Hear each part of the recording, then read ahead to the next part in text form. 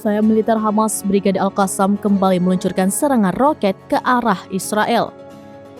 Sebanyak 16 roket dikabarkan menghantam markas militer Israel pada Senin 6 November 2023. Akibat serangan tersebut, suara sirene tanda bahaya pun menggema di wilayah Al-Jalil di utara pendudukan.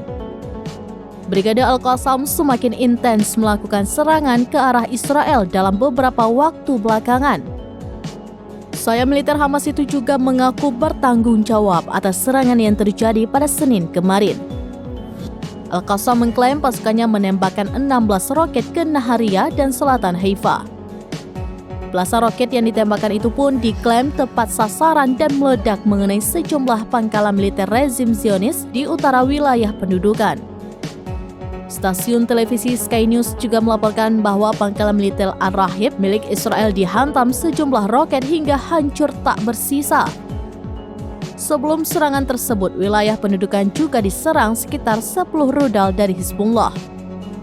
Hizbullah menegaskan serangan tersebut merupakan balasan atas kejahatan rezim Zionis di selatan Lebanon.